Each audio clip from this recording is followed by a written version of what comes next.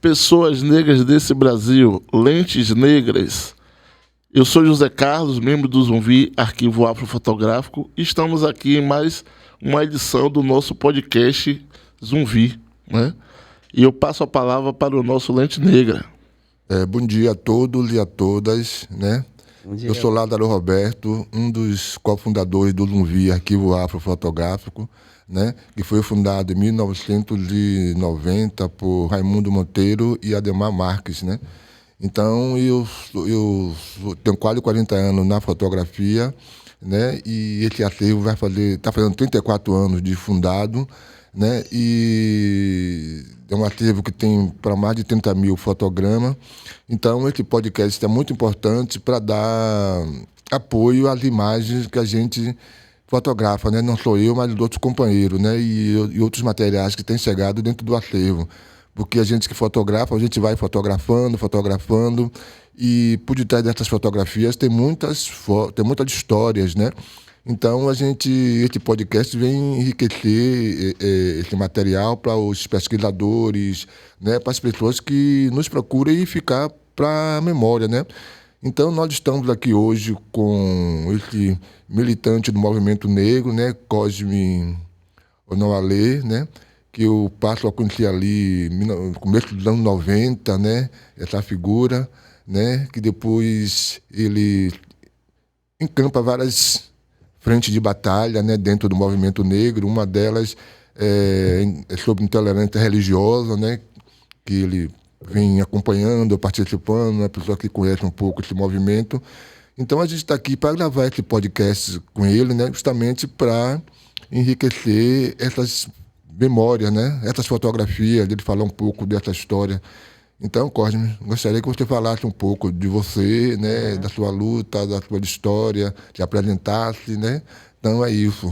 Ô, Lázaro e Zé Carlos, eu, antes de tudo, quero agradecer a vocês o convite e parabenizar pelo esse projeto, né? Um projeto importante em que vocês pegam um pouco dessas imagens para a gente estar dialogando. Quero dizer também, Lázaro, que eu estou sendo entrevistado aqui, mas, na verdade, acho que o grande personagem nessa trajetória dos últimos 40 anos, 30 anos, do movimento negro é você. Eu quero lhe reverenciar, porque você quando você registrava todas as atividades do movimento negro, sem perceber, você estava fazendo história, você também estava em cada uma daquelas fotografias. A sua lente, embora você não apareça, e todos os outros fotógrafos, aí eu quero homenagear também todas as pessoas desses fotogramas, em certa medida estava fazendo história também. Então eu fico muito feliz pelo convite, agradeço a você, agradeço a José Carlos, o Zumbi Arquivo Fotográfico, por esse momento aqui. Então, é um prazer mesmo estar aqui e quero lhe agradecer. Acho que o Movimento Negro tem muito que agradecer a você, reconhecer o trabalho de vocês, porque é um trabalho que engrandece muito a nossa luta. Então, assim, eu sou Cosme, como você falou, Antônio Cosme. Eu sou nascido aqui em Salvador, embora meus pais, meu pai e minha mãe tenham vindo aqui do interior, na região ali de Feira de Santana, Santo Estevão, uma cidade hoje que é chamada de Ipecaetá, que era no passado distrito de Santo Estevão, e como parte da população negra, né, que é obrigada a se deslocar, esse êxodo, né, rural, essa saída, né, dessas populações negras, sobretudo no processo de industrialização da Bahia, mesmo tardio, essas populações tendem a vir para as cidades em busca de melhores condições de vida, que nem sempre encontram, né? Porque também era uma ilusão achar que a vida urbana, que a vida da cidade seria melhor do que a vida no campo, cuidando da terra, etc. Mas que essas pessoas também, no seu local de origem, viviam problemas fundiários, né? Mas também tinham a necessidade de ver seus filhos estudarem, tendo em vista que a educação se apresentava como algo importante para a inclusão social dessa população. Então, em linhas gerais, é assim que minha família vem aqui para Salvador, né? E eu nasci no ano de 1961, portanto, eu tenho 62 anos, nasci quase que em plena ditadura militar, e é daí que minha história começa aqui na cidade de Salvador. Pô, que história, né, Cosme? Assim, a questão da história familiar é muito importante, né? Pra gente saber da nossa origem, a gente vem fazendo esse podcast e a gente vendo que é um pouco da história dos militantes, é um pouco isso mesmo, né? As famílias são expulsas do campo, né? Vêm para a cidade, geralmente o recôncavo, né, Lázaro? Sim, Isso. o espaço também foi um pouco isso também, né? Uhum. E aí a gente... É um pouco parecida a história, né? Mas aí, Cosme, você foi criado ali no bairro de São Martins e Isso. tal. Você pode falar um pouco da sua infância ali, da sua adolescência nesse bairro? Falo, e eu queria recuperar só algo que, a partir da sua fala, Zé Carlos, é que essa retirada das famílias para a cidade, no caso particular da minha família, eu, no final do ano, sempre no momento das férias, eu retornava para a roça, porque eu gostava muito de ir para a roça, né? Para o interior, onde meus pais nasceram. E lá eles viviam em uma casa grande, com um território muito importante. Eles criavam um gado solto, naquele estilo hoje que a gente chama de comunidade de fundo e fecho de pasto. E aí, depois já de adulto, eu demorei muito tempo para retornar lá. E para minha tristeza, enfim, eu vi que meu avô e minha avó não moravam mais naquela residência, não tinha mais aquele gado. Ou seja, até isso eles perderam, resultado da especulação imobiliária. Então, assim, essas famílias vinham para aqui, como meus pais vieram para aqui, meus avós ficaram para lá, mas no território que eles habitavam, eles perderam, inclusive, a terra que eles tinham, que cultivava, que plantava o gado, etc e tal. Então, isso é algo que eu também queria registrar. Então, a minha chegada aqui em Salvador, com meus pais, conforme eu disse a vocês, minha mãe veio para Salvador.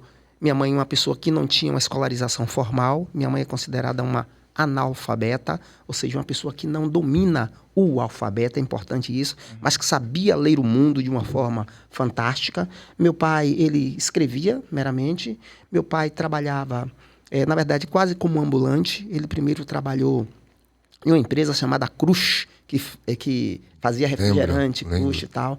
Mas ele tinha alguns problemas de visão, etc. Ficou encostado um tempo, depois ele foi trabalhar como um ambulante, na época vendendo cigarro, porque o cigarro fazia aquelas propagandas, que o cigarro é isso, que o cigarro Hollywood, que era o sucesso. E aí, na região da São Martim, ali praticamente no Largo do Tanque, tinha uma padaria Novo Planeta, era onde meu pai tinha uma banca de cigarro. E minha mãe me colocou logo para ser alfabetizado dentro de casa, porque eu tinha uma tia minha tia menininha, que era o limite, né? Ela estudou no ICEA, né? Na escola normal, e aí tinha o diploma de magistério. E ela que foi responsável por nossa alfabetização, porque a escola pública, a escola formal, só depois que a gente tinha lá 8 anos de idade. Então a gente já entra na escola um pouco tarde nessa perspectiva, mas já alfabetizado. Então é assim que eu chego na cidade de Salvador, e a partir daí que a minha mãe e os meus pais minha mãe trabalhando como lavando roupas. Minha mãe fazia isso, ela praticamente lavava roupas, a chamada roupas de ganho, e meu pai sendo esse vendedor ambulante. E é a partir daí que a gente constitui nossa família. Nós somos 8 pessoas, 8 filhos, 4 meninos, 4 meninas, são 7 vivos, porque um na época uma criança. Ou seja, mesmo em uma conjuntura em que tinha um número muito alto, né, de mortalidade infantil, mas na nossa família nós todos vingamos, como dizia, só uma criança mesmo na época que faleceu, e nós estamos todos aí na nossa trajetória. Só para lembrar também, minha mãe também foi lavadeira de roupa, meu pai foi estivador, né? E cansei de ver assim, minha irmã chegaram primeiro, né? Então, assim, 5 ou 6 trouxas de roupa, né? Para durante a semana lavar e entregar. Então, é incrível como essas coisas, né? Se interage, né? Se converge, né? A história de minha mãe também veio do Recôncavo também para tentar a vida aqui. Então, como a história se parece. E isso que você está falando, eu acho muito importante. E essa estratégia que vocês fazem aqui, Zé Carlos, Lázaro, de que o entrevistado fale um pouco da sua história. E isso tem muito a ver com ancestralidade. Talvez a gente não perceba isso. Porque contar essas histórias não é contar da nossa vida, é falar da trajetória do nosso povo. Por isso que a gente tem que reverenciar sempre os nossos antepassados. Nós só estamos aqui sentados, esses 3 homens negros aqui, com todo o apoio que a gente está tendo aqui da equipe, é porque alguém lá atrás lutou e permitiu que nós estivéssemos aqui usando essa palavra. Então, ancestralidade é isso. Ancestralidade não é simplesmente reverenciar aquele que ficou lá atrás, mas entender que a gente, para estar aqui agora, foi muito importante a trajetória de luta da nossa população. E no nosso caso, nos nossos pais, das nossas mães. Então, quando a gente está falando da gente aqui, nós não estamos falando da gente. Nós estamos falando desses antepassados que fizeram com que nós chegássemos até aqui. O que é que marca, assim, essa sua entrada, essa sua chegança no movimento negro? Olha, eu sempre fui um garoto, eu não sabia, e isso é muito importante para a gente, que eu me envolvia com aquilo que eu fazia de uma forma muito intensa. E eu, quando entrei para ser bancário, no Banco Econômico, conforme eu disse a vocês, lá do Banco de Angela Comum de Sá, eu continuei estudando, eu me envolvi com o movimento sindical, conforme eu disse a vocês. O movimento sindical, ele foi de fundamental importância também na minha vida. E no movimento sindical, eu recebi muito incentivo também para estudar, para fazer uma universidade, etc. e tal. E vocês sabem que o movimento sindical, sobretudo nos anos 80, era muito influenciada pelo marxismo, né? Essa organização política dos sindicatos. E nessa perspectiva, os sindicatos, juntamente com os partidos políticos, sobretudo no processo depois de redemocratização do país, depois dos anos 80, 85, depois que acaba o bipartidarismo, né? Tem muito essa coisa de cooptar militantes políticos para suas bases eleitorais. E o sindicato fazia muito isso, né? Tinha uma grande disputa lá no sindicato dos bancários entre o PT e o PCdoB, praticamente, né? Dentro desses partidos políticos. Então, eles, por ver que eu frequentava as assembleias, eles queriam que eu fosse delegado sindical. Delegado sindical era uma representação, né? Isso foi importante para mim, uma representação do sindicato no local de trabalho. Isso foi importante para mim, essa participação como delegado sindical. Até porque me encorajava, quando chegar nas assembleias, mesmo tremendo assim, eu pegar o microfone e falar. Então, o ato de falar, o ato de se comunicar, o poder de se comunicar, isso nos ajuda muito em qualquer setor de atuação que a gente se dedique a fazer. E foi lá eu fazendo isso que um militante do movimento negro, hoje meu irmão, uma pessoa que eu gosto muito, o poeta Landeu Não Alê, muito querido por nós. Que também era bancário como eu, só que já não estava mais no Banco Econômico, esqueci de dizer isso, porque eu trabalhando no Banco Econômico, apareceu o concurso para a Caixa Econômica, eu fiz o concurso, continuei como bancário, mas agora já não estava mais no banco privado, eu já estava no banco público, com outro salário, uma outra condição de vida, etc., uma outra coisa melhor. E foi aí que, numa das minhas intervenções, o poeta Landeu Não Alê, na verdade, antes ele era Reinaldo Santana Sampaio, né, como ele era, que me viu minha atuação e falou, poxa, eu vou levar você no movimento negro. Isso em 1988, 87, 88, por aí. E aí ele me levou para uma sede do MNU. Nunca mais saí. Pelo contrário, fiquei mais militante. Ele não vai gostar disso que eu vou dizer ele aqui, não. Mais militante do que ele. Porque eu queria levar todo mundo, eu queria levar minha família, eu queria levar meus amigos do bairro da São Martim. Eu queria levar todo mundo, porque o movimento negro mudou a minha vida completamente, Zé Carlos. É incrível aquilo. É incrível, Lázaro, como mudou a minha vida. Como eu me tornei uma pessoa a gostar de mim mais. Se perceber, né? A me perceber, a me ver um jovem bonito, né? Passei a criar cabelo, deixar o cabelo rasta, a forma de me vestir. Tudo que eu fazia, eu tinha vitórias. Então mudou completamente a minha vida, a minha autoestima. Então foi aí também que eu queria me constituir uma família negra. Então mudou completamente a minha vida, foi quando a chegada do MNU. Por isso eu digo, a minha vida se divide em 2 momentos. Antes e depois da chegada dessa organização, Movimento Negro Unificado. Porque é bom a gente delimitar isso. O Movimento Negro envolve diversas organizações do Movimento Negro, é um conceito amplo. Mas o MNU, Movimento Negro, que anteriormente chamava Movimento Negro MNU-CDR, né? Movimento Negro Unificado contra a Discriminação Racial. Quando eu entro já é MNU, mudou completamente a minha vida. As mulheres do MNU, sobretudo. Tanto é que na minha dissertação de mestrado, quando eu escrevo, eu dedico a elas, as mulheres do MNU. Elas foram fundamentais na minha formação política, na minha trajetória de vida. É o MNU, sobretudo.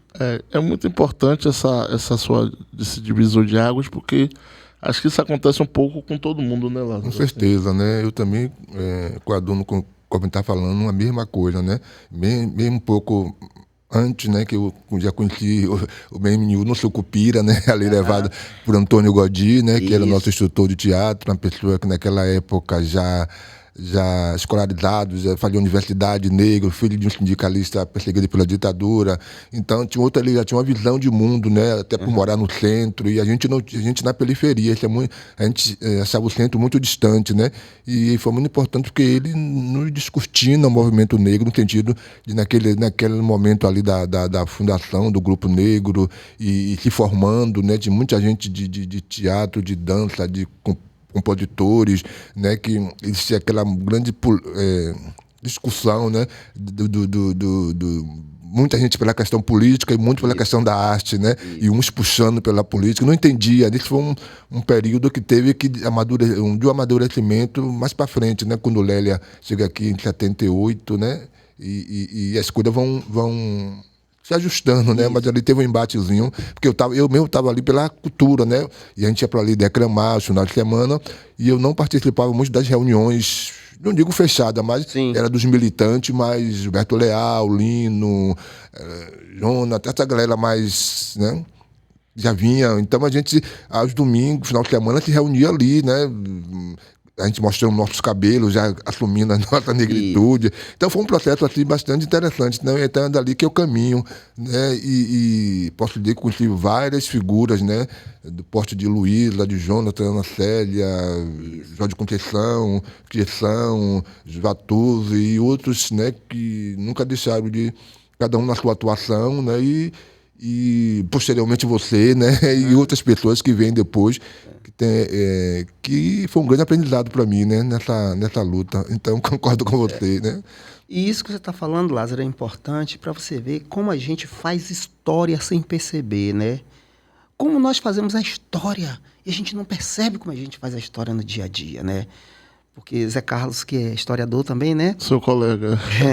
Sabe muito bem, né, que a perspectiva positivista da história aponta a história apenas para as camadas dirigentes, centrado na história política, ou seja, os subalternizados, eles não são integrados à história. A história é vista de baixo, né? Como diria Eric Hobsbawm, não, Thompson, né? Como diria, né? Então a gente estava fazendo a história e a gente não percebia isso.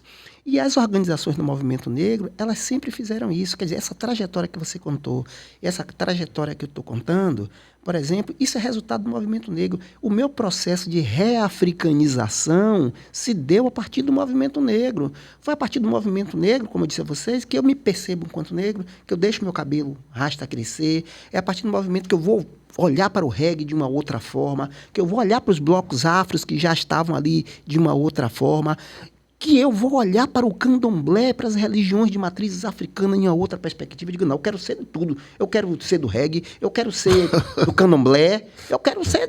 Essa aí é a minha vida. Quando eu vi que eu não conhecia a história da África, não conhecia nada sobre a minha história, eu digo, não, eu quero conhecer a história da África. Eu preciso estudar a história da África. Eu preciso estudar a história do negro no Brasil. Uma coisa que eu concordo com vocês dois é essa coisa que você falou da tomada de consciência, que depois de 20 anos depois de vocês, né, até mais, não sei, talvez, eu vinha ter essa experiência também, né? Eu hoje tenho 35 anos, vocês têm 60, uns 30 anos depois, né? Então, o movimento negro que eu chego e encontro, eu também tenho, né, essa tomada de consciência, esse baque, né? A gente toma uma pílula, parece que muda tudo o movimento negro, né? A gente toma um remedinho e a gente começa a ver o mundo de forma diferente, né? A gente começa a se movimentar de forma diferente, a deixar o cabelo crescer, a falar como militante, né? E para mim também foi libertador e, assim, bem curioso, porque eu não entendia o que era movimento negro, né? Eu achava que o movimento negro era um partido, uma coisa assim que eu ia ter que me filiar, que eu ia ter que, sabe?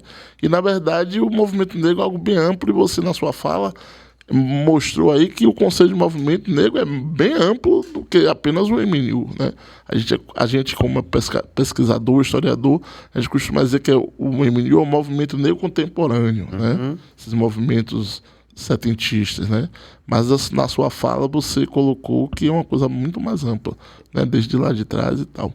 Mas enfim, eu falei isso também mas antes de você fazer a pergunta que você está preparando para mim fazer aí, depois que você, eu queria dizer algo interessante. E o MNU, Zé Carlos, sempre se preocupou com a nossa formação política. O MNU dizia assim, nós vamos ser uma organização primeiro de quadros, para depois ser uma organização de massa. Por isso que você tem que entender o movimento negro para além do preconceito e da discriminação. A gente tem que conhecer as teorias raciais. Vocês têm que entender quais foram as teorias raciais que estruturaram o racismo no Brasil, palavra que está muito vulgarizada hoje. Vocês têm que entender como foi o processo de branqueamento do Brasil. Vocês têm que entender as teorias raciais, o que foi a eugenia, a antropometria, o darwinismo social, a frenologia. Vocês têm que entender como foi que a antropologia criminal lombrosiana de Cesare Lombrosi permitiu que figuras como Nina Rodrigues aqui no Brasil, que foi um dos primeiros teóricos a estudar o movimento negro, divulgassem as suas teorias racistas. Então, a gente tem que sair do campo simplesmente de fazer o combate ao racismo em uma perspectiva muito individual, para refletir como o Estado brasileiro foi organizado, como as suas elites utilizaram dessas teorias para construir o conceito de raça, e que a gente tem esse conceito de raça hoje como tão natural, que eu digo que eu sou negro, que você é branco, que o outro é amarelo. Isso está tão dado nos nossos corações e mentes, mas isso é artificial. Isso é uma construção sócio-histórica do século XIX. A ideia de raça, ela vem surgindo no século XIX. As desigualdades entre os seres humanos, elas sempre existiram, desde a antiguidade, passando pelo medievo, até chegar à contemporaneidade. As desigualdades, elas sempre existiram. Agora, as desigualdades hierarquizadas do ponto de vista atribuindo uma certa cientificidade biológica, isso é basicamente no século XIX. E quem me ensinou isso foi o MNU, porque o MNU diz, vocês têm que entender essa teoria, ou seja, a praxis militante é como você conciliar a sua atuação militante política com uma reflexão teórica, porque senão você vai ser um mero ativista. E você ser mero ativista, não depreciando o ativismo, mas você só fazer as coisas sem refletir teoricamente. Então, o racismo no Brasil hoje, não basta só a gente ficar centrado no preconceito ou na discriminação. É muito importante que a gente faça uma reflexão teórica de como o Estado brasileiro ele foi organizado, estruturado, como o direito, a medicina legal, essas chamadas ciências, elas contribuíram e foram responsáveis para a construção das desigualdades de hoje. Quando você chegou lá atrás, o movimento negro, ele já era assim, essas pessoas já eram todas do candomblé, as pessoas... como era religioso, como era tratada a questão religiosa dentro do movimento? Assim? Eu falei a você que eu sou de uma geração, eu fui criança na ditadura militar. Eu nasci em 1961, a ditadura militar de 64 a 85, 21 anos de ditadura militar. Então, quando eu chego no movimento negro com cerca de 25 anos de idade, por aí, 24, 25 anos de idade, eu, na verdade, vivi 20 anos dentro da ditadura militar. E dentro da ditadura militar, os movimentos que foram, na verdade, tragados pela ausência de liberdade, etc. e tal, buscavam uma inspiração numa perspectiva socialista de sociedade, né? Combater a ditadura militar. A ditadura militar ela é instituída no Brasil com o argumento de que o Brasil ia se tornar um país comunista. Então, para o comunismo não avançar no Brasil, para as teorias marxistas não chegarem no Brasil, o que foi o resultado da Primeira Guerra Mundial, da Segunda Guerra Mundial, surgimento da União Soviética, a Revolução Cubana, né? A Revolução Chinesa, tudo isso, mundo polarizado, no pós-guerra chamada Guerra Fria. Então, os movimentos sindicais aqui se organizavam por uma perspectiva marxista, uma teoria marxista. E era o marxismo, na verdade, que organizava os movimentos os sociais, faziam uma leitura do marxismo. E vocês sabem que uma leitura mal feita do marxismo, naquela velha concepção do velho Marx, de que a religião era o ópio do povo. Então, a religião era vista para a gente como algo alienante, numa perspectiva marxista também. A religião, como a cultura, eu vou colocar isso, não transformava. Então, os blocos afro, quando o Ileaie é fundado em 1974, parte do movimento negro, vou dizer parte, não via aquilo como uma perspectiva revolucionária, porque a cultura em si não revolucionava naquela perspectiva. O próprio candomblé também. Candomblé, a religião não revolucionava naquela perspectiva. Então, todos nós fomos criados e refletindo a partir dessa base. Então, ser militante do movimento negro era ser marxista. Era fazer uma leitura, era que a religião não transformava, era que a cultura não transformava. O que transformava era a atividade, era o ativismo político dentro dos partidos políticos, sobretudo depois do processo de redemocratização, depois dos anos 84, com a Constituição de 88, era estar dentro dos partidos. Então, o movimento via até com parte do movimento, a gente sempre dizer parte, via esses militantes, essas pessoas que estavam dentro da religião como um todo, não só no candomblé, a religião como um todo, como alguém que não era revolucionário. Agora, isso vai mudando depois. Sim. Isso vai mudando depois em virtude também de uma ação dos próprios movimentos negros, né? O movimento negro também começa a se aproximar, porque por exemplo, o candomblé, no caso do nosso candomblé, o candomblé vai para a rua. É importante dizer que esse movimento evangélico que a gente tem hoje, neopentecostal, é nesse período aí também que a gente vai chamar das chamadas igrejas eletrônicas. Não sei se você se lembra dessa expressão, Lázaro. Lembro. Aí falava ali, tem um pastor tal, missionário, chamava do missionário. Não tinha nem igreja. Né?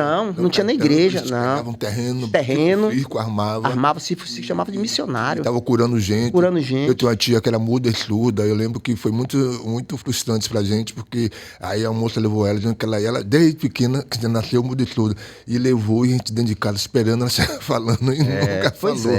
Eulália, né? Eulália. E outra coisa também, e depois eles pegaram a estratégia da concessão de rádio. E com a concessão de rádio, por esses grupos, eles aí começaram a utilizar do rádio para fazer toda aquela performance, e aí já atacando, inclusive, os terreiros de candomblé. Então a religião estava dentro dessa perspectiva aí. E boa parte da população negra ou era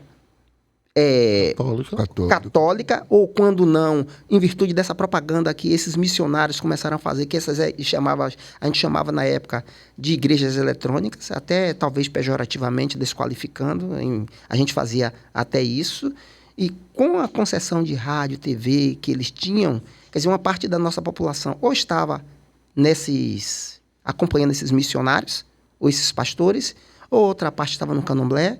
E aí essas igrejas diziam que o candomblé era do diabo.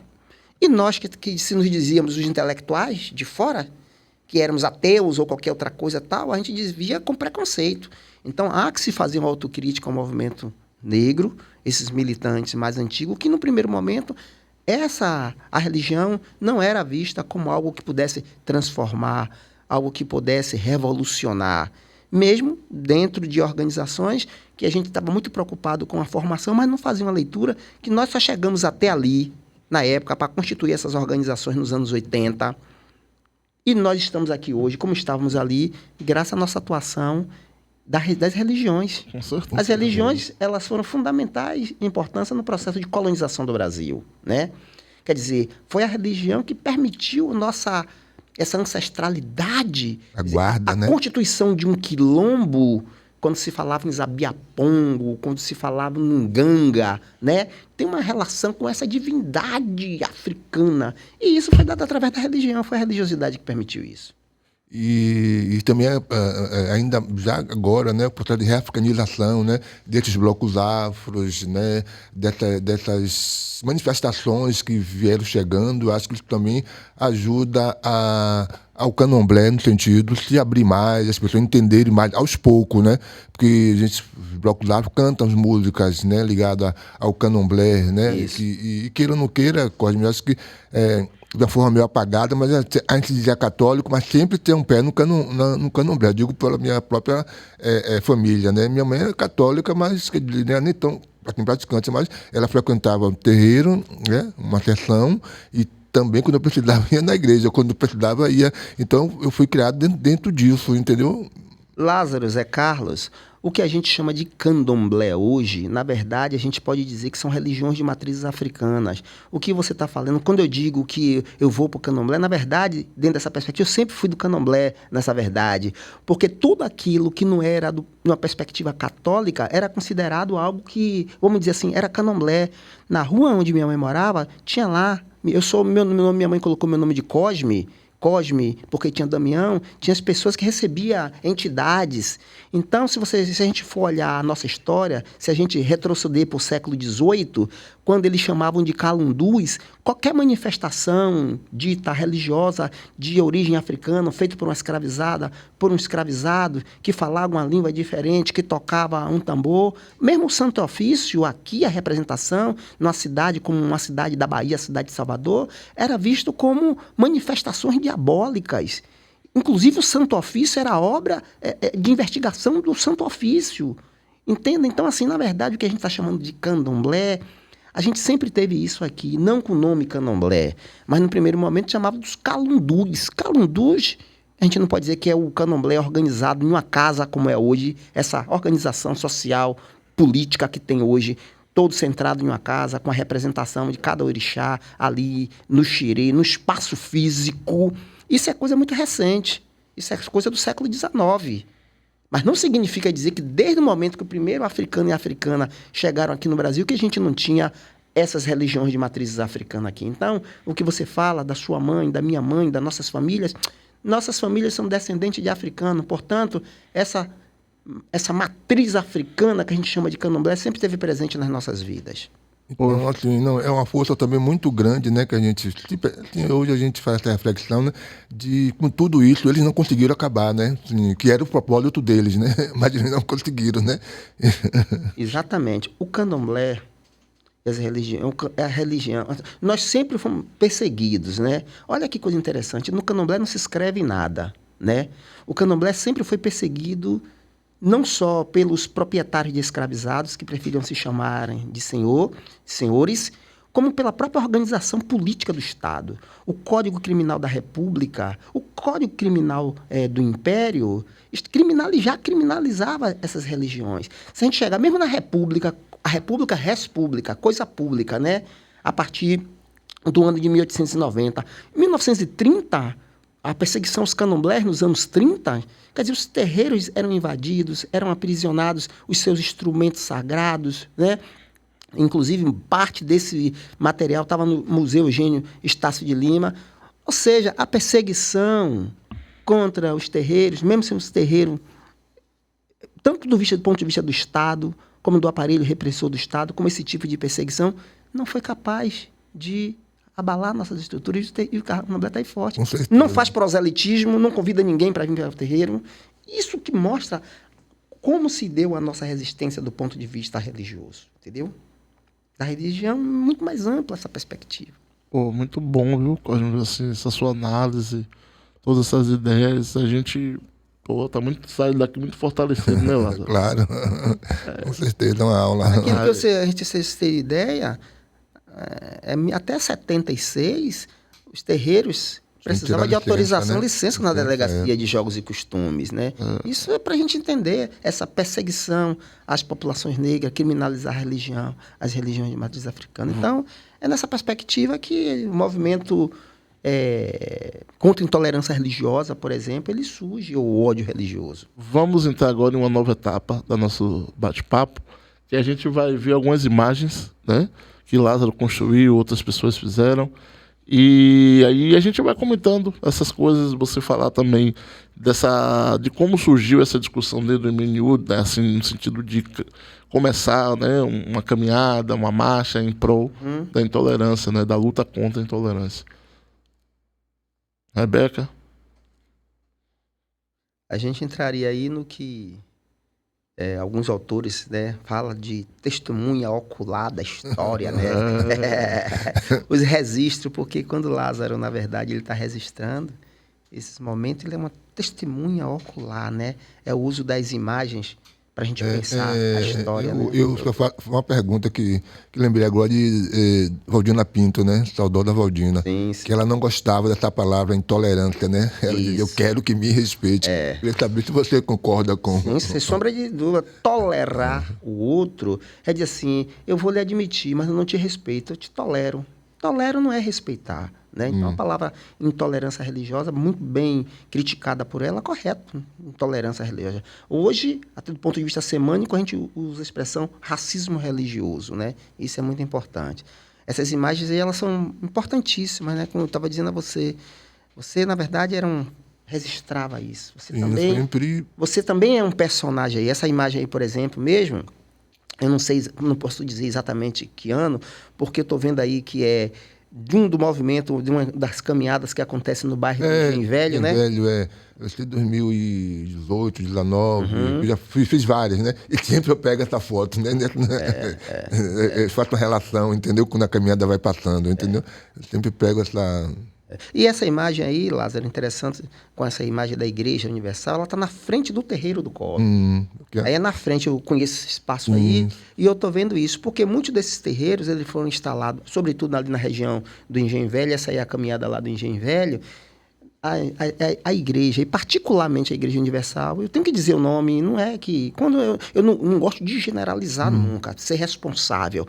A gente tem que ser responsável. Mas no caso ela passou a ter uma estratégia de onde tinha um terreiro de candomblé, mapear, e sempre próximo dos terreiros de candomblé, colocar uma igreja. Então essa imagem aí, esse registro. Estou vendo vários militantes do movimento negro, pessoas de vários terreiros da região aí, que... É a partir dessa caminhada contra a intolerância religiosa que a gente chamava lá e que hoje que a gente chama contra o ódio religioso. Mas, aí você pode comentar um pouco essa foto aí, essa marca? Essa marca foi interessante, porque a gente não pode falar também desse movimento mais contemporâneo, desse movimento social que vai para a rua denunciar essa violência, quando acontece a morte da Ialorixá Mãe Gilda, né? Filha da nossa Jaciara, né? Mãe Jaciara de Itapuã, quando ela... na verdade, a Jaciara pode falar muito melhor do que eu, quando ela é vítima de um processo da Igreja Universal do Reino de Deus, que foi essa igreja que publicou a imagem dela em uma desses jornais dele chamado de Folha Universal, dizendo que ela é charlatã, macumbeira, que fazia uma série de coisas. Então, nesse período aí, dos anos 2005, 2006, mais ou menos, foi uma conjuntura importante, porque foi uma conjuntura de que o Partido dos Trabalhadores chega ao poder, tem a eleição de Lula, e que também elegeu vários vereadores e vereadoras comprometidas com a luta racial aqui na cidade de Salvador, e parte da Câmara de Vereadores, nas figuras de alguns vereadores e vereadoras, apoiavam, e aí a gente fez um grande movimento. Luiz Alberto, na época, nosso saudoso, estava também como deputado federal, você tinha Olívia como vereadora, Gilmar Santiago, várias pessoas. Então, foi um momento que aconteceu essa violência contra a Mãe Gilda, e nós recebemos um apoio, professor Biratã de Castro, né, professor Jaime Sodré, professora Lindinalva Barbosa. Mãe Gilda, então, filha da mãe. Mãe Jaciara aqui, Mãe Mariá ali, estou vendo também Mãe Mariá, que é do terreiro, esqueci o nome do terreiro dela agora. Você puxa para o meio até ou só para ver? Mãe Mariá, Walter Rui também, que foi um outro militante. Então nós, juntamente também com um outro militante, Raimundo Bujão, nós idealizamos uma camisa para a gente fazer uma grande... Nós fizemos vários movimentos, realizamos também uma audiência pública na Câmara de Deputados. Lembro. E aí a gente mandou fazer essa camisa, falando na época baixa de intolerância religiosa. Então essa camisa, ela é resultado desse processo, né? Da gente ir para a rua para denunciar, para reivindicar respeito religioso. Então está nesse contexto aí, com essa militância só para lembrar, essas fotos de Lindinalva Barbosa, né? Que cedeu há uns 10 anos atrás, por aí, para o arquivo fotográfico. Eu tenho umas coisas lá, vou dar para vocês. Das fotos de Lindinalva, só para lembrar. Na época, ela registrava muito, né? E tem outros militantes também. Quer dizer, isso aí também, Lázaro, essa ideia de registrar isso, tem muito a ver com o seu trabalho, entendeu? Com o trabalho do Zumbi Arquivo Fotográfico. A gente valorizar a questão da imagem, né? E ter esse registro. Então, assim, a gente pode fazer uma história do movimento negro a partir desse banco de dados que vocês têm. eu considero assim, a figura inspiradora. O que Jonatas fazia, que as outras pessoas vêm fazer, é depois desse trabalho que você inicia. Essa, por exemplo, é desse contexto iniciais aí, Na né? lavagem do Bonfim, né? As pessoas, né? Aí um bloco que sai com Jerônimo, eu acho, né? E eu achei interessante essa faixa, né? De Candomblé. Tem algumas fotos que são do final dos anos 80, dos anos 90 aí, de Anos Jonatas. 90, né? Não, mas assim, o movimento contra a intolerância, ele ganha muita força nos anos 2000, né? Isso, exatamente isso. É a partir dos anos 2000. E aí tem um marco que eu vou voltar a dizer importante. Essa ação da Igreja Universal contra a figura de Mãe Gilda, ele terminou, ao mesmo tempo que produziu essa mártir, né, nessa pessoa que terminou indo a óbito, mas permitiu também com que o movimento, sobretudo com a liderança também da filha dela, né, ir para a rua de reivindicar, uma aglutinação do movimento negro, aí mesmo aquelas pessoas que não eram, inclusive, dos terreiros de Candomblé. Então, a partir dos anos 2000, eu poderia dizer que a concepção de movimento negro também se amplia. Movimento negro agora não são mais as organizações políticas stricto sensu, mas a gente vai incorporar também o Bloco Afro como uma organização do movimento negro, a capoeira, as organizações de capoeira como organizações do movimento negro. Cada terreiro de Candomblé passa a ser também uma organização do movimento negro. Então, o movimento negro passa a ser toda a organização, seja ela política, religiosa, enfim, tudo não deixa de ser político, né? Claro. Mas que tem como defesa a dignidade, a inclusão, a luta contra o racismo, contra o preconceito, contra a discriminação, a luta por fazer com que os nossos valores civilizatórios eles sejam respeitados. Então, a partir de 2000, dos anos 2000, é que amplia mais essa militância, que os candomblés vão mais para as ruas no sentido de buscar mais essa reivindicação política em relação com o Estado brasileiro. Mas essa foto que estava aí agora, foto sua, né, Lázaro? Sim, essa foto aí, só para comentário, do ano 90, né? Que fala do ano 2000. Mas para você ver que essas manifestações já estavam contra o Candomblé, já estavam na rua, né? De forma meio... A foto tem em cima de uma árvore, quase ninguém percebia. Eu consegui perceber em uma festa do Bonfim, né? Ali naquela rua, na ladeira do hospital, né? Com muita gente, isso me chamou a atenção, né? Essa é uma foto para ser premiada, para receber prêmios. Porque a sensibilidade de quem registrou, do fotógrafo, você consegue fazer uma leitura. Porque, observem, Lázaro, que é uma foto, como você disse, que está lá em cima. Esse olhar da sua lente do fotógrafo, você faz uma análise sociológica, você faz uma análise a partir dessa fotografia e o que está escrito ali, da forma que está escrito ali, revela o seu conhecimento sobre o tema, como você, sem fazer um discurso sobre o que é racismo, preconceito, discriminação, enfim, você com essa foto, você diz tudo da sua percepção e da leitura de mundo que você faz através da sua lente. Então, eu considero uma foto que ela é para ser premiada. É uma foto que era para ser amplamente divulgada pela essa capacidade, pela lente, pelo que a capacidade de leitura que você faz com essa fotografia. Essa fotografia é uma fotografia que dá para se fazer um artigo científico. Sim, com certeza. E a gente pode fazer esse artigo. Porque, antes de tudo, a fotografia é escrever com a luz, né? Que é o que eu faço, né? A fotografia é luz, né? Interessante. Essa também é uma foto bem cara, hein, Cosme? Aqui também. É uma das primeiras, Jonathan, né? 89. Isso aí... Você pode voltar, Rebeca. Essa foto de Jonatas Conceição, né?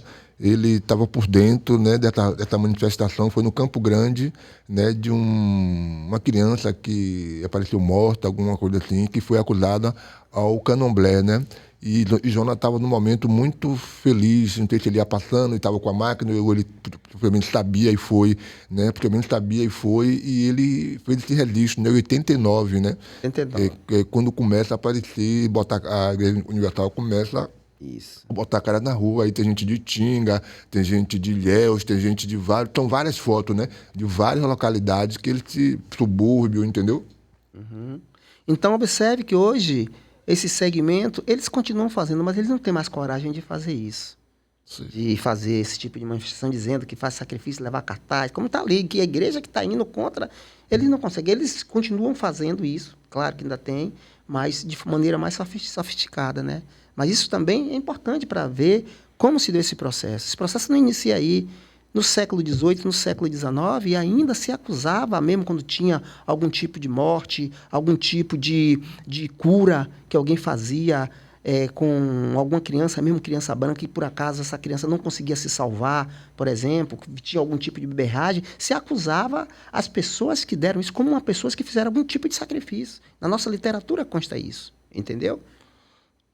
Aproveitar esse gancho aí, quando você falou isso, para perguntar assim, qual foram os ganhos da luta contra a intolerância religiosa que você considera assim, os maiores de lá para cá? Assim? Os ganhos são muitos, né? Porque nós conseguimos, por exemplo, hoje, quando teve todo um debate aí do ponto de vista de judicializar, esse debate sempre vem sobre essa questão do que eles chamam de sacrifício, né? Como eles chamam de sacrifício dentro do terreiro de Candomblé. Isso acontece muito, inclusive, no Rio Grande do Sul, né?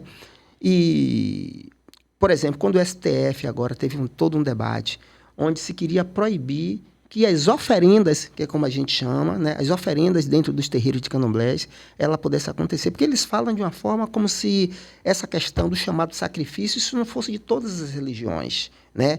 Cordeiro de Deus, que tirais o pecado do mundo, tende piedade de nós, né?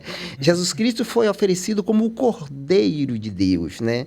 Então, observe que isso, na verdade, faz parte de um etnocentrismo, né? Esse discurso é de um etnocentrismo.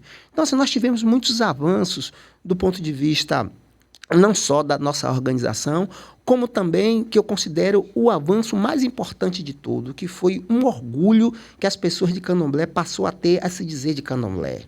Candomblé, guardado as devidas proporções, hoje passou a ser quase até moda. Tem gente que faz questão de dizer de Candomblé, mesmo não tendo uma vinculação, uma participação direta, contribuir, vivenciar o terreiro na sua dimensão mais ampla, vivenciar. Alguns reduz apenas vestir branco, ou colocar uma conta, ou vai no terreiro quando acha conveniente, ou se diz de terreiro quando se acha conveniente dizer de terreiro. Então, assim, eu acho que isso também é um avanço, as pessoas terem orgulho de dizer de que é de Candomblé. Mas eu considero também o maior avanço, o avanço do ponto de vista da estrutura da organização política, se organizar em associações. Hoje, todos os terreiros, quase todos, têm uma associação civil, buscar reivindicar direitos. Então, eu acho que essa organização social, econômica, política, os trabalhos de cunho social que são desenvolvidos dentro dos terreiros de candomblés, a consciência de que nós somos uma religião de matriz africana. Então, eu acho que, desse ponto de vista dessa organização, saber ir para a rua também, a ter pessoas dentro dos terreiros de candomblés que se predispõem também a estudar, a reivindicar. Então, acho que esse é um dos ganhos nos últimos 20 anos dos terreiros de candomblés e do candomblé como um todo. Massa. Rebeca, você poderia colocar aquela foto da pessoa? Essa aí, eu gostaria de saber, é um momento, essa foto é 91, né, Nelson Mandela aqui em Salvador, logo depois que ele sai do presídio, né, e um momento assim um pouco, né, diferente do que a gente está falando, mas eu gostaria que você falasse um pouco sobre esse dia, como é que foi para você, né, porque para mim é um dia assim que inesquecível, né. Eu quero, eu só tenho a lhe agradecer a fazer esse registro, eu fico emocionado. Na verdade a foto não é minha, é de outro fotógrafo chamado Rogério, e por sinal é meu primo, mas faz parte do Zumbi, entendeu? Poxa, aí a mãe muda a minha vida. Aí eu tô aí nessa fotografia, minha saudosa companheira aqui, tá vendo? Imaginei. Sayonara. Que não tinha certeza, mas depois que tiver essa foto que a gente vai passar para você. Poxa, que presente. E aí eu fiquei assim, será que é Sayonara? Sayonara, militante do movimento negro, militante gaúcha, que veio conheci no movimento negro. Nós temos um filho, o Milandeu Noalê. Ela faleceu muito nova, com 31 anos. Eu tinha 30 anos, 29 anos. Ela tinha 30, era um ano mais velha que eu. Nós tivemos um filho depois. Ela faleceu em 91. Então, essa foto aí está na frente da Câmara de Vereadores. Isso mesmo, é. Estou vendo aí Valdélio, esse daqui é Valdélio. Valdélio, Professor Valdélio. Aquele que está lá no canto, atrás de Nilo você. Rosa, Eu Nilo Rosa, Jadir Brito, professor Luiz Alberto Menezes, aqui de Costa. Luiz Alberto. De Costa. Isso, Então, então... uma colega nossa aí, professor Isabel Reis. Isabel Reis, Cristina dos Reis. Olha, essa é a nossa escola. Olha quanta gente, a gente tem uma foto que a gente que nem todo mundo até vê, eu lembro. E né, com uma foto a gente revela tanta coisa, né? Essa foto aí eu fico emocionado mesmo, né? Eu tô ali. Foi um dia, acho que foi muito importante para nós todos, né? Esse dia de a gente tem, chegada de Nelson Mandela. Aqui, né? De Nelson Mandela, A visita de Nelson Mandela foi uma coisa assim, puxa, decisiva. Um dia que tem trabalho de 3 fotógrafos dentro do acervo. A gente nunca conseguiu fazer uma exposição dentro de Salvador sobre esse dia. Incrível isso, né? Pra ver também... meu sonho um dia a gente poder né, mostrar essa cobertura, né, de 3 fotógrafos, né, dentro da... Né? Porque hoje, como pessoas da geração de Joa, né? Aí chega assim, Nelson Mandela esteve aqui. A gente estava com a galeria lá no carro há pouco tempo e muitos jovens chegam assim, Princesa Isabel foi pinchada em praça pública, a gente ergueu o Zumbi, entendeu? Essas grandes pautas assim, de movimento negro, centenário da abolição, né? Toda essa luta que foi grandes pautas de movimento negro. Então é aí que eu vejo a importância, né, desse meu trabalho, do trabalho do Zumbi, né? E uma coisa muito interessante é o reconhecimento dessa juventude, né?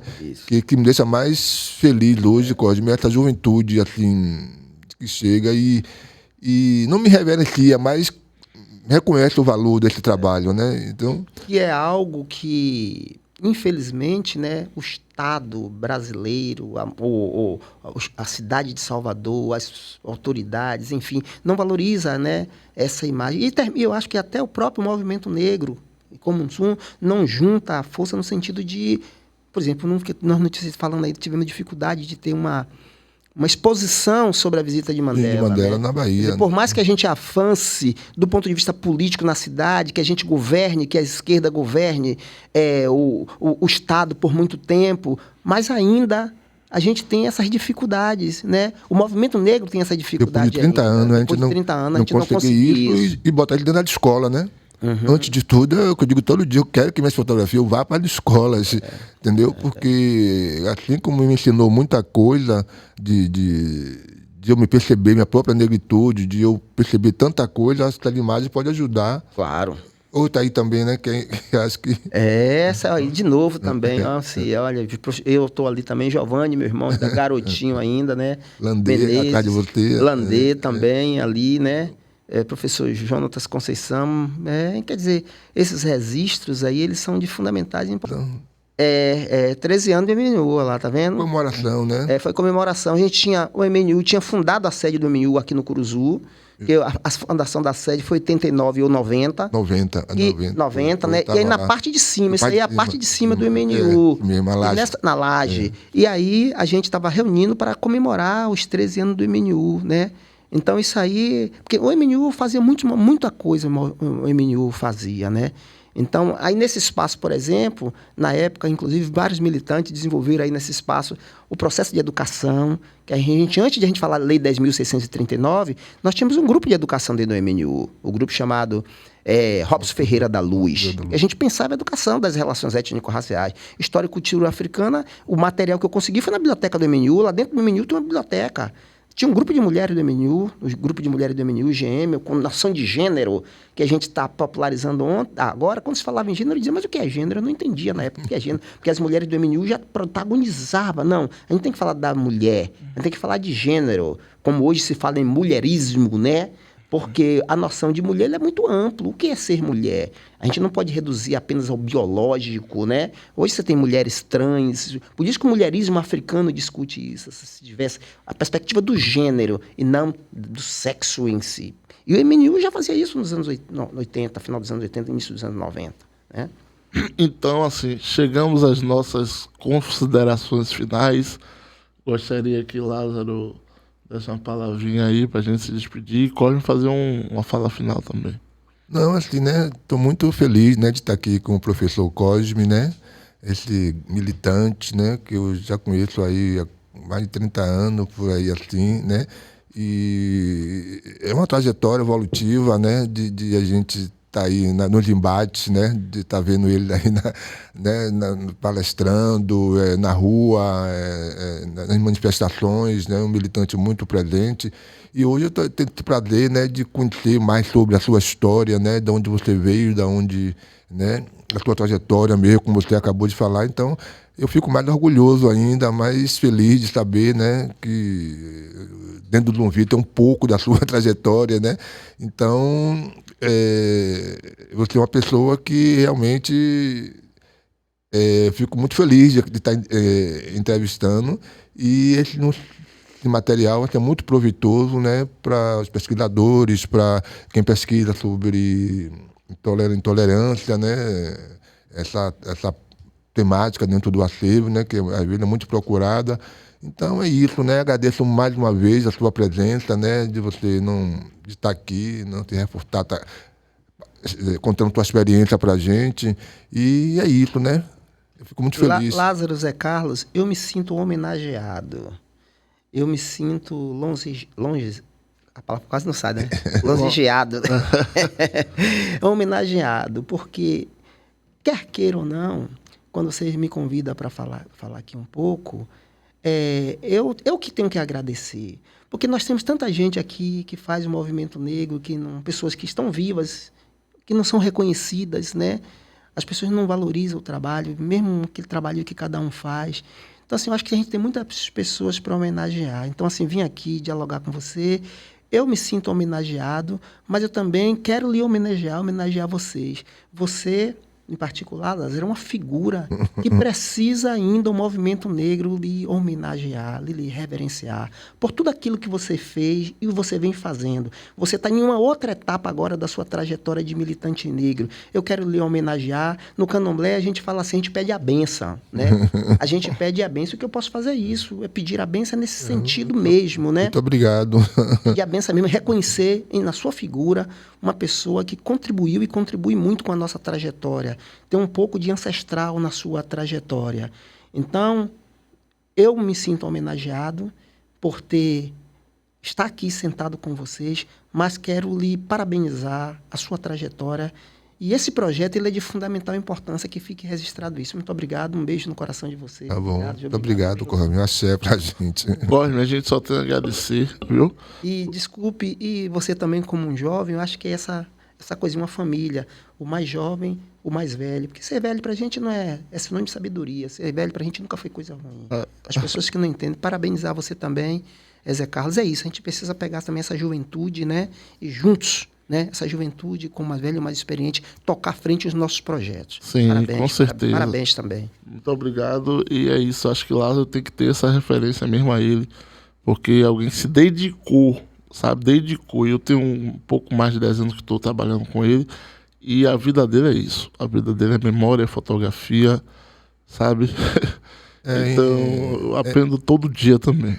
A incentivar que as pessoas façam seus arquivos, né, dentro das suas casas, dentro dos seus terreiros de candomblé, dentro da escola, porque criar um arquivo de fotografia não é nada do outro mundo, é simplesmente você estar preocupado com a memória, com a ancestralidade e se guardar, porque a gente sabe que a gente perdeu muito, né, principalmente no campo da fotografia, né, na nossa história de a gente não ter foto dos nossos avós, dos nossos parentes, né, porque a gente sabe como a gente vivia, né? A casa que molha, as coisas que acontecem no dia a dia, praticamente a gente não tinha máquinas fotográficas, não tinha fotógrafos com esse olhar. Então, tem surgido muita gente, algumas pessoas já estão começando a criar o seu arquivo dentro do seu terreiro, dentro onde você mora, inspirado no Zumbi, né? Porque é uma ideia assim, de criar um arquivo, como eu falei, fazer fotografia para o futuro. Né? Então, um arquivo é um lugar onde você vai um dia encontrar, porque eu nunca trabalhei em jornal, não tinha ninguém que me patrocinasse, não gostava muito de fazer fotografia social, fazia para amigos e tal, mas sempre que eu percebi que eu estava na documentação, e então eu digo, vou criar um arquivo para amanhã ou depois a gente, foi assim que essa ideia veio, que criou a gente fundou o Zumbi Arquivo Fotográfico. Então, fundar o arquivo não é nada do outro mundo. É você... E até o nome Zumbi é muito criativo. Que Jonatas assim, vestia de zumbi. Tudo aí. autógrafo, tudo que ele botava pra mim. Ele dizia zumbi foi erro de digitalização. Né? Por que você não botou zumbi, rapaz? Zumbi mesmo. Zumbi tem com visual, tem com imagem, tem maravilha. É muita história assim, entendeu? Então é isso. Obrigado mais uma vez, Cosme. Então, Cosme, é isso. Gostaria de agradecer a sua presença, viu? Você é irmão de um grande militante também, que pra mim foi uma grande referência pra mim até hoje, que é Giovanni Sobrevivente. Isso, meu irmão. Pouca melanina. Né? Jesus Cristo no Egito, sol de 40 graus, cabelo alisado, olho esverdeado, nariz afilado, ainda tem gente que acredita. Pouca melanina. Então é isso. Então... Você vê que Dona Aninha, né, minha mãe produziu, né? Giovanni Sobrevivente. Tem eu, tem meu irmão Pereira também, que ele é um excelente fotógrafo. E a gente sabe que você também, seu filho também... Meu filho, um milandê também, um rapper importante. Ele, já fica a dica aí pra galera procurar. Então, mas é isso. Obrigado. Mais uma vez, obrigado e ficamos aqui. Este episódio teve fotografias dos fotógrafos Lázaro Roberto, Jonatas Conceição, Lindinalva Barbosa. Apresentação: Lázaro Roberto e José Carlos Ferreira. Direção e roteiro: José Carlos Ferreira. Produção executiva: Daniele Freire. Assistente de produção: Joa Assunção. Edição: Núbia dos Santos. Trilha sonora: Eric Melo. Este podcast tem o apoio do Instituto Ibirapitanga.